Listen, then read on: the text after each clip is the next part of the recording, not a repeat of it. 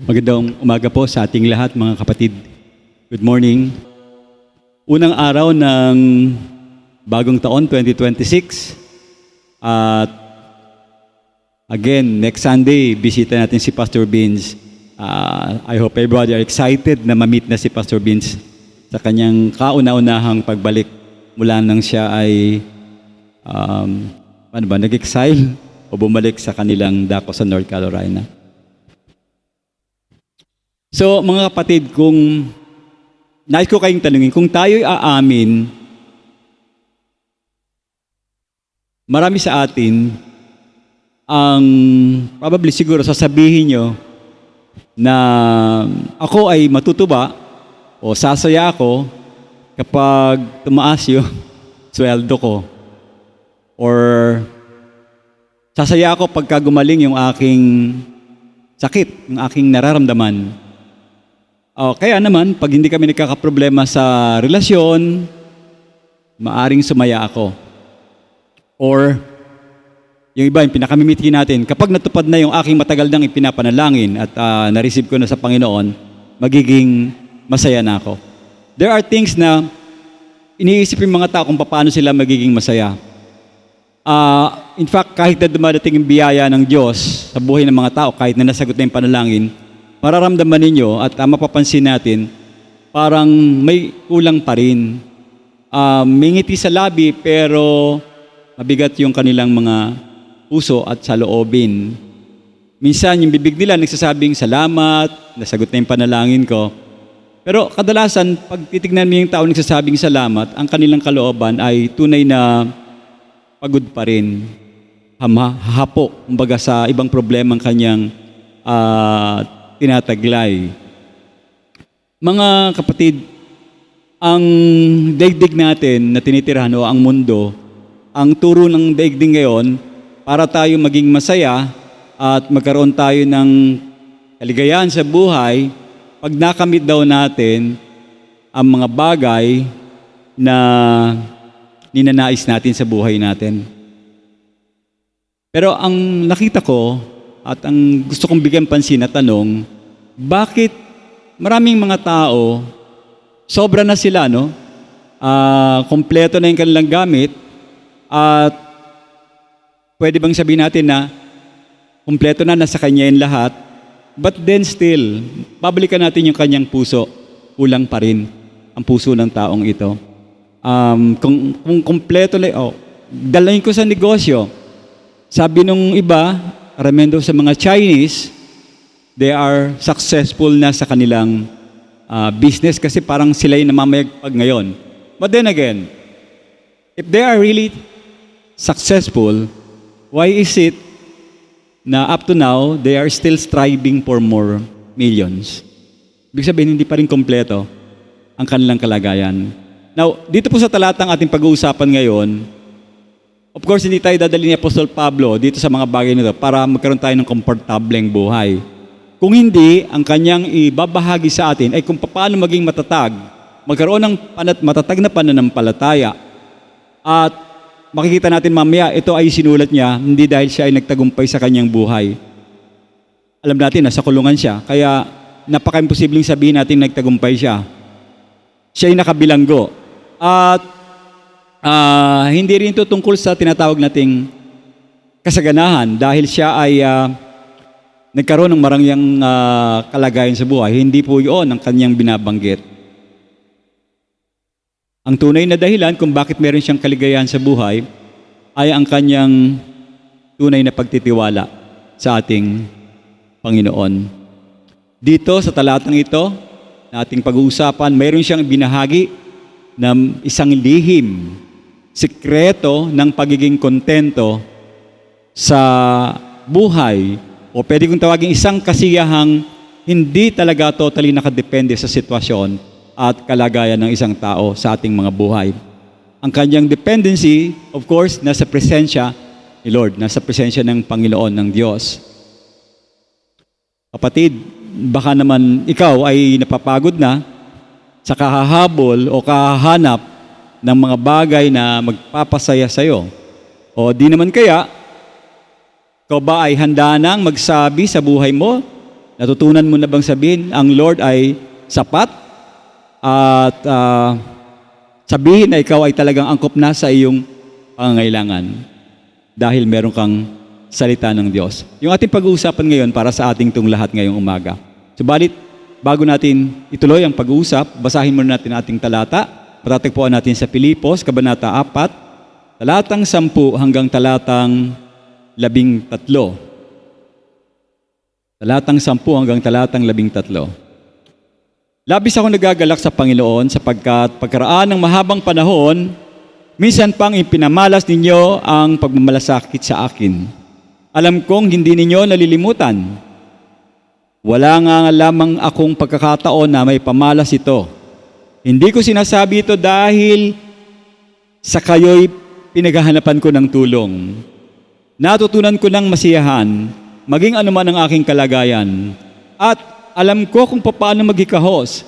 Alam ko rin kung paano managana. Natutunan ko na ang sikreto kung paano masiyahan sa anumang kalagayan sa buhay. Ang mabusog, ang magutom, ang managana o maghirap. Ang lahat ng ito ay magagawa ko dahil sa lakas na kaloob ni Kristo.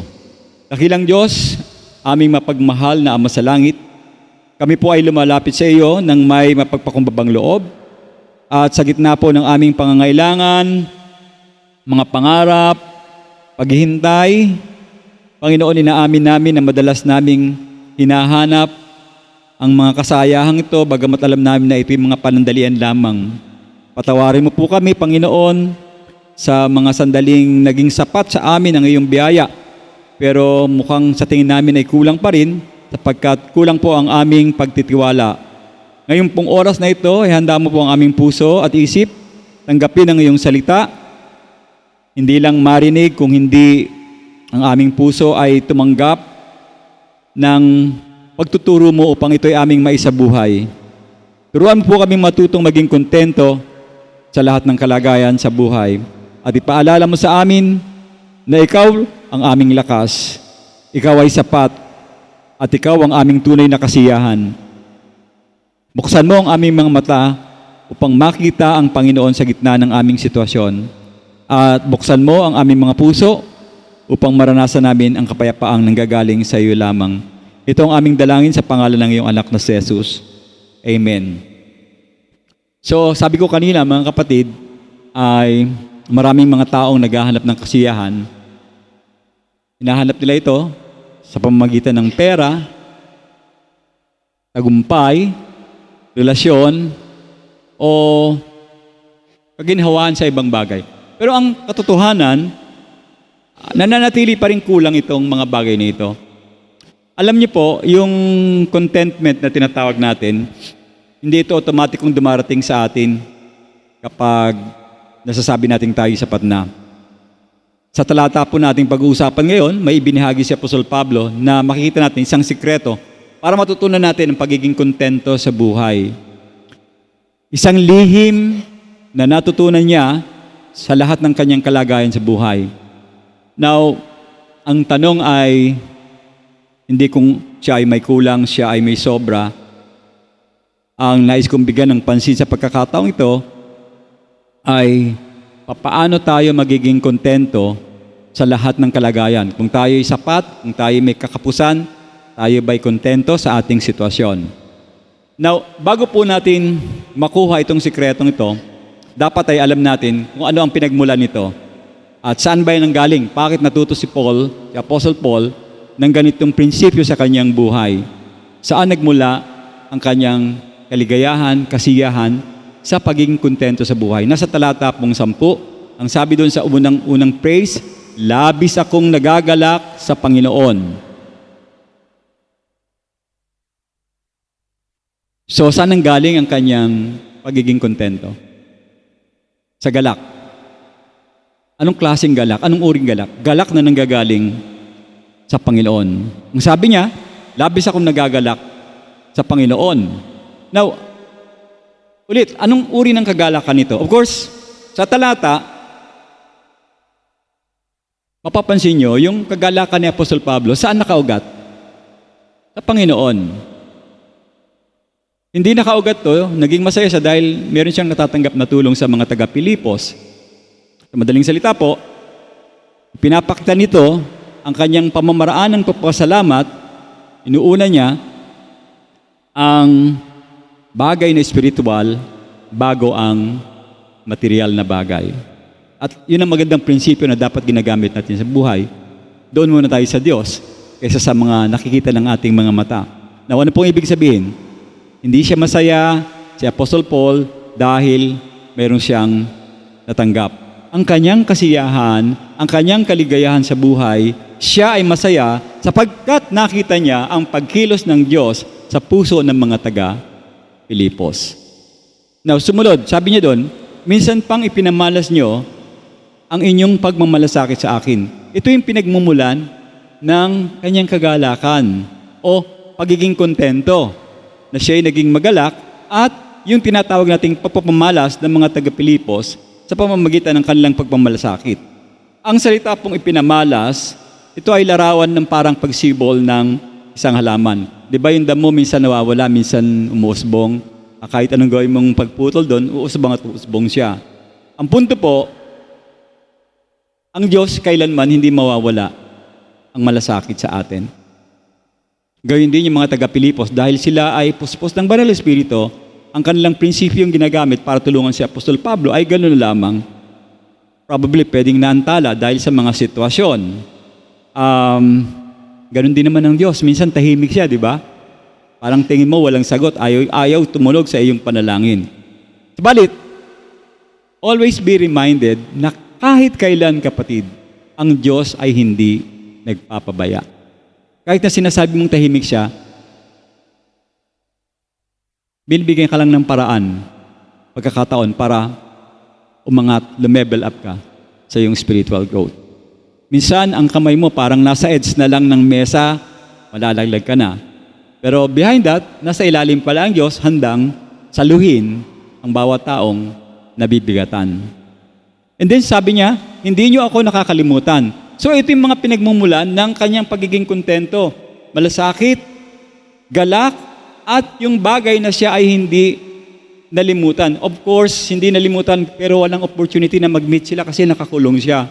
But then again, hindi nakakalimot ang mga taga-Pilipos sa pagsuporta sa kanya. Nilinaw ito ni Apostol Pablo na hindi ka pabayaan dahil ng kakulangan ng tulong nila. Alam niya, naintindihan niya, merong sitwasyon na dapat ay unawain. May mga hadlang, katulad ng distansya, malayo yung kulungan sa Pilipay. Medyo malayo. At saka, of course, ang transportation hindi katulad ngayon, mabilis. Noon, medyo matatagalan. At saka yung sitwasyon, yung pagkakataong ito, inaras ba tayo ngayon? Sila rin dati ay nakakaramdam ng harassment dahil hindi sila kapananampalataya nung mga tao noon. Karamihan sa mga tao noon ay nasa ilalim ng poder ng Judaism. Nakita natin yan. So pagka-Kristiyano, ibang tingin nila sa mga tao, mga mababang klase at parang walang kwentang mga tao. Bali, wala silang say sa poder ng naghahari noon. Probably yun ang mga pwedeng dahilan. At saka yung pagkakataon na rin. Now, mahalaga po ito kasi dito, pinakita ni Apostol Paul, kailangan marunong kang umunawa plus kasama yung biyaya. Pagsamahin mo yan sa sitwasyon. Sa kabuuan, ang talatang 10 ay patunay na ang totoong kagalakan ay nagmumula sa ating Panginoong Diyos. At sa kanyang pag-aalaga, minsan maaring maantala, pero tandahan natin, kahit na naantala, ito po ay hindi kailanman mawawala. God will always be the same forever. Di ba meron tayong alam na isang attribute ng God? God is the same yesterday, today, and forever. All-knowing, omniscient, all-powerful, and then love. Kaya hindi talaga siya magpapabaya sa kanyang anak. So kapag tahimik ang Panginoong Diyos, hindi ibig sabihin na wala siyang ginagawa. Ang kagalakan kasi ni Apostol Pablo ay nakanino? Nasa Panginoon. Sana magamit natin sa buhay natin. Tayo masaya dahil sa Panginoon, hindi dahil sa natatamasa natin. Mga pansamantalang kasayahan yan, temporary lang yan. Ang totoong kaligayahan, nasa Panginoon lang manggagaling. Kung gusto mong sumaya, sa buhay mo, ibaling mo sa Panginoon ang iyong puso. Kapatid, ang pasasalamat ay hindi sa halaga ng ibinigay kung hindi sa puso ng nagbigay. Naalala ko nung college ako, binigyan ako ng relos ng tatay ko. Alam niyo nangyari, sa relos ako nakatingin, hindi dun sa nagbigay. Kasi kung hindi dun sa nagbigay, magkakaroon ka ba ng relos? Ganun ang Panginoon. Minsan binibigyan tayo pero pinakalimutan natin, binabaliwala natin. Dapat hindi mawala yung ating pagtutuon sa Diyos ng pagpapahalaga sa Kanyang salita. Contentment begins when we recognize that God's cares is nadidelay even sa ibang mga paraan ng provision. Ngayon, ang tanong, matutuwa ba kayo o natutuwa ba kayo kapag nadidelay ang provision ng Panginoon? O malungkot kayo, Lord, ba't wala pa yung sinasagot ko? Hindi ganun si Apostol Pablo. Hirap, ginhawa, parehas ang kanyang mentalidad. Siya ay may kagalakan. Nakita niyo naman yung pinag-usapan natin, ilang beses niya ginamit yung salitang rejoice. Sa simula pa lang, laging ganun, rejoice. Kahit na si James, si Apostle James, unang-unang salita na makikita mo doon ay rejoice. Though, may suffering, pero ang bukang bibig niya ay magalak kayo. So nakita natin kung saan nagmumula ang tunay na pagiging kontento. Ito ay hindi galing sa sitwasyon, hindi ito galing sa inyong kayamanan o ari-arian. Ito ay walang ibang pinagmulan, ito ay galing sa Panginoon. Ngunit, may isa pang mahalagang tanong na gusto kong ibahagi sa inyo. Kung ito ay galing sa Diyos, napakahalaga nitong tanong na ito. Kung ang kasapatan natin, bawat isa sa atin, yon ay nanggagaling sa Panginoon. Ang tanong, bakit napakarami pa rin, maaari nyo tignan yung katabi nyo, sa atin ang hirap maging kontento? Parang hihirapan maging kontento sa kanyang buhay. Now, dito natin kasi maunawaan yung susunod na katotohanan. Ang pagiging kontento ay hindi ibinibigay ng Diyos sa tao. Ito ay kailangan nating matutunan, malaman. Hindi ito instant, mga kapatid. Kundi may paraan ng Diyos para tayo hubugin sa bawat karanasan o makapagkakataon ko lang tayo sa kasaganaan. So, ang pinagmumula ng contentment, which is joy in the Lord, meron siyang proseso. Okay? Sa susunod na talata, makikita nyo, yung palang pagiging kontento is a process na kailangan nating matutunan. Sabi sa verse 11, tignan nyo po. Hindi ko sinasabing ito'y dahil kayo'y pinaghahanapan ko. Sabi niya doon sa munod na salita, natutunan ko ng masiyahan. Learning process ang pagiging contentment. Hindi siya instant na dahil meron kang kayo mga kontento na ako, tama. Hindi. Karamihan sa mga nagsasabing ganun, hindi talaga cool, hindi talaga kompleto. Bakit ang tao pa bago-bago ang isip? Dati, tignan niyo sa showbiz, kung kontento yung mga yan, bakit papalit-palit ng partner? Di ba? Ang bilis magpalit. Mag-aaway, may hiwalay na, divorce na. Hindi kasi kontento eh. Pero kung tutusin, nasa kanila na lahat, no? Magagandang lalaki, magandang babae, maraming pera, may kotse, may bahay. Pero hindi pala kontento ba sa buhay?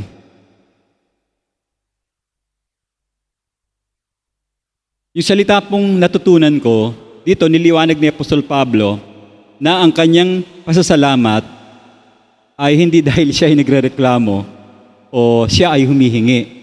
Dito po sa pagkakataong ito, pinapakita ni Apostol Pablo na ang kanyang pagiging kontento sa buhay ay hindi rin nakadepende sa natatanggap niya o sa supply. Mahalaga po na maintindihan natin yung salitang natutunan, mga kapatid. Kasi pinapakita nito na ang contentment, dapat alam natin, hindi ito likas. Pinag-aaralan nito sa madaling salita. Pinag-aaralan sa pamamagitan ng ating paglakad araw-araw sa buhay natin, nakasama natin ng Diyos. Dapat doon mo siya natututunan. Tignan niyo si Apostol Pablo. Anong mga dinanas niyang mga karanasan? Una, gutom. Hindi mawawala sa kanya yan. Nakaranas ba kayo magutom? So medyo lamang si Apostol Pablo kasi talagang literal nakaranas siya ng gutom. Nakaranas din siya ng pag-uusig, which is we consider it as a hirap sa buhay.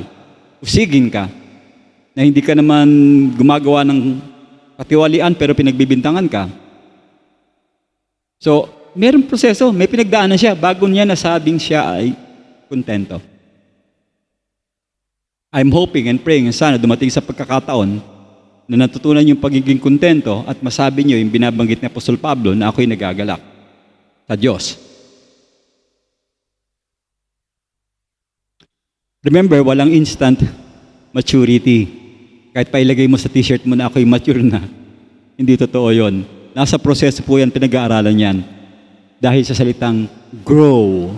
Grow in the knowledge and in the grace of our Lord and Savior Jesus Christ. Kailangan nating umahon, lumago sa pananampalataya. Pag ikaw mag-aaral ng pagbibisikleta, mabilis ba? Matututo ka agad o hindi? Hindi. Marami kang dadanasin dyan. Sesemplang ka, magkakasugat ang katawan mo. It takes a lot of time for you to need na mag-practice para ikaw ay masabi mong ma-perfect ang matutong pagbabalanse, di ba? Kasama yan, no? Magsasanay ka. Now, sa anumang kalagay, mga kapatid, hindi sa namimili tayo ng sitwasyon, walang ganon. Mahirap man o mabuti mang sitwasyon, ibig sabihin, ang taong marunong natuto ng contentment, nabuhay ang Panginoon sa kanyang panloob na katayuan at hindi sa panlabas na kondisyon. Kaya nga itong talatang 11, yung sumunod, ang itinuturo natin sa ito ay tunay na pagiging kontento, hindi dahil sa meron kang kasapatan na mga pangangailangan mo o meron kang sitwasyon na naghihirap ka, hindi yun nanggagaling. Ito yung nanggagaling lahat sa presensya ng Diyos. Lagi kong dadaanin sa pagtuturo na lahat na nangyayari sa atin ay gawa ng Panginoon. Siya kasi nagbibigay Maski na yung pagsubok sa Kanya rin, pinaparaan niya sa buhay para matuto tayo ng ating dapat na malaman para sa Kanya. Tandaan natin, mga kapatid, hindi lahat ng may kakuluhan ay totoong naghihirap. Subalit ang may kawalan ng kasiyahan, siya yung tunay na mahirap. Halimbawa, mahirap ka, pero alam mong pagiging kontento, hindi ka mahirap.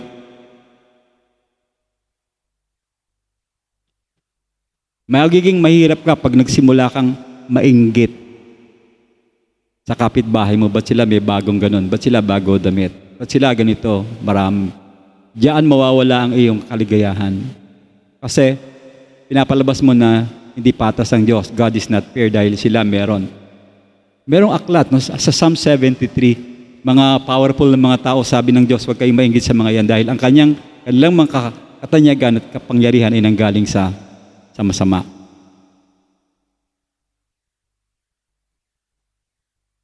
So, ang dapat nating matutunan, dapat meron tayong parehas na pananampalataya. Kahit na tayo ay wala, kahit na tayo ay merong sobra.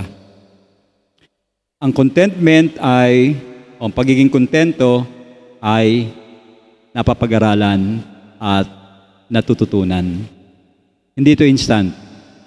Malinaw na hindi ito nangyari sa buhay ni Apostol Pablo ng biglaan, ganun din sa ating sarili, mga kapatid. Kaya meron tayong pagdadaanan sa pamamagitan ng disiplina, pag-iisip na positibo, karanasan, at dito sa mga pagkakataong ito, kapag natutunan mo na siya unti-unti, papasok po yung tanong na saan naman manggagaling yung lakas, bakit mo natututunang maging kontento sa buhay. Tignan natin yung susunod na talata. Sa 13. Kasi po, ang contentment ay hindi lang bunga ng karanasan, kundi bunga ng lakas na nagmumula sa ating Panginoong Hesus. So, kaya mula sa pagkaalam, pagkakaroon ng proseso, papunta ito, malalaman natin kung saan talaga nanggagaling yung kapangyarihan para ang isang tao ay maging kontento sa buhay. At ito yung lihim. Kasi yan yung title ng lesson natin, Lihim ni Apostol Pablo, na naging masaya sa lahat ng sitwasyon. Nasa talatang 13, ang lihim ng tunay na lakas para matutunan mo ang pagiging kontento. Sabi po doon, ang lahat ng ito'y magagawa ko, samahan niyo ako, dahil sa lakas na kaloob ni Kristo. Yung unang phrase, ang lahat ng ito'y magagawa ko. Of course, hindi po ito nangangahulugan na kakayanin natin lahat ng bagay ayon dun sa gusto natin. Hindi po yun ang ibig sabihin nun. Ang ibig pong sabihin nito, makakaya nating harapin na, yung lagpasan, yung mga pagdadaanan nating pagsubok, anumang sitwasyon sa ating buhay. Kasaganahan man o hirap. Now, putulin ko sandali.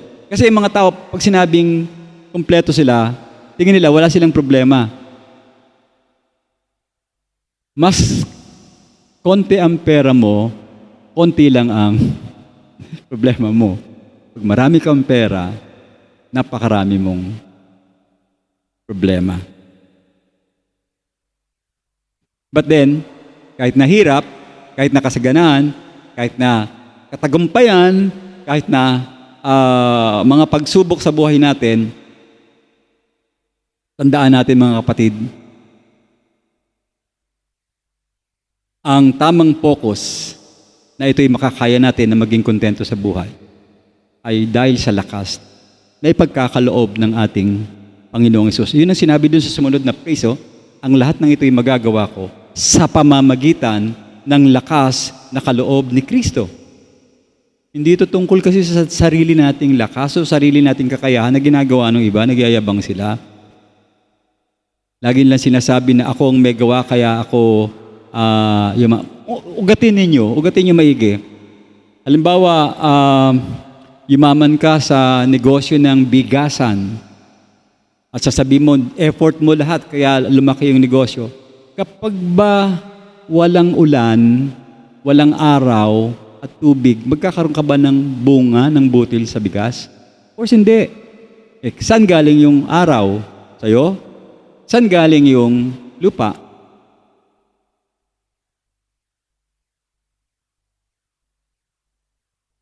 Hindi nila naisip, o maring kayo, hindi nyo naisip. Darating ang panahon, ang amo natin yung lupa, magiging lupa tayo. Babalik tayo doon. Kaya nga tama yung term, ari-arian, hindi talaga kasi sa atin yan. Meron talagang may-ari niyan. So lahat ng kalagayan, ang lakas na pinanggagalingan ay walang iba kundi ang Panginoong Hesus. Hindi to instant magic o tinatawag nating pagbabago na meron kang ginawang himala sa buhay mo. Kung di ito'y patuloy na nanggagaling sa lubos na lakas ng kapangyarihan ng ating Diyos. Ang salita ng Diyos, kasama ang panalangin, kasama ang presensya niya, ang nagbibigay ng lakas para tayo ay makatayo at manatiling kontento sa ating buhay. Tingnan niyo yung talata, diinan niyo ng pansin. Ito ay nagtuturo ng tunay na lakas para maging kontento ang isang tao. Isa lang ang pinagmumulan, ang ating Panginoon. Hindi sa sariling kakayahan, hindi sa sitwasyon, hindi sa kayamanan, hindi sa kapangyarihan o sa posisyon mo. Only comes from one thing, sa ating Panginoong Diyos. Ang lakas ay galing sa pagkakaloob ng ating Panginoong Diyos. So kailanman, hindi tayo pwedeng maging kontento sa buhay dahil sa sitwasyon. Kundi sa pamamagitan lang ng talata, lakas na galing sa kaloob ng Panginoon. At ito yung talagang totoong magpapatibay ng ating katayuan, kalagayan sa ating buhay. Nais ko kayong tanungin, saan ba kayo humuhugot ng lakas? Di ba yan ang pangkaraniwang tanong ng mga tao, no? Saan ka humuhugot ng lakas? Bakit napakatatag mong pananampalataya mo? Anong isasagot ninyo? Isa lang. sa Diyos. Hindi pa pwedeng manggaling sa iyan dahil ang tao ay ang nilalang na napakahina. Baliimin daliri mo, aaray ka na. Mahina ang tao. Hindi kailanman pwedeng malakas ang isang tao. Isa lang ang malakas, ang Panginoong Diyos. So, saan tayo hugot ng lakas? Galing sa ating Panginoon.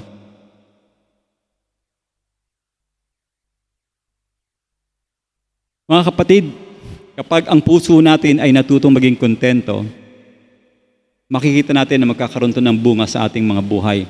Kakaroon tayo ng kapayapaan, kahit nasa gitna ng kaguluhan. Magkakaroon tayo ng bibig na laging nagpapasalamat kahit tayo ay kapo sa ating buhay.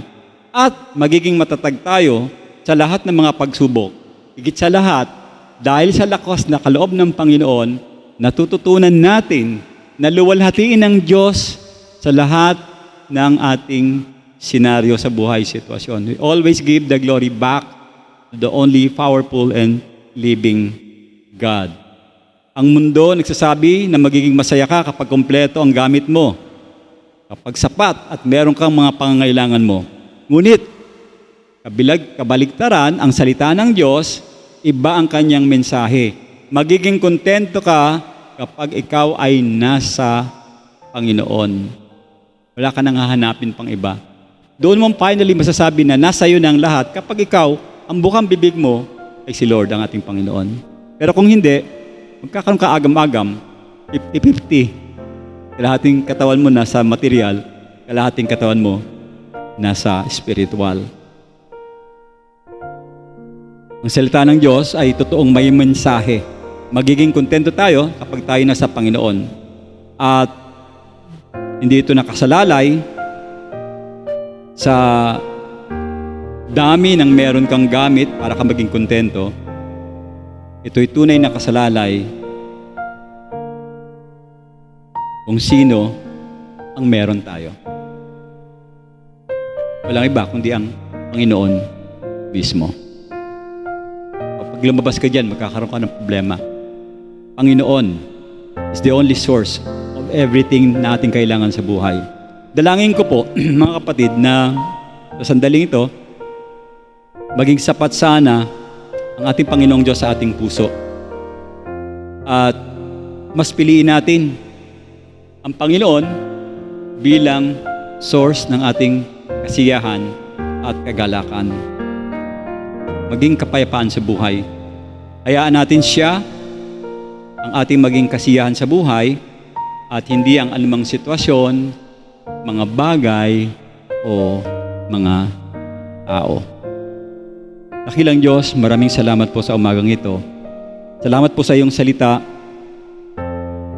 Salamat po sa paalala na ang tunay na kasiyahan, Panginoon, ay totoong hindi nakabase sa dami ng meron kami, sa mga sitwasyon o sa paligid namin, Panginoon. Ito'y nanggagaling sa iyo lamang, O Diyos. Dalangin po namin na tulungan mo kami maging kontento sa lahat ng kalagayan namin sa buhay. At Lord, huwag naming hanapin ang mga kasiyahan sa mga bagay na pansamantala.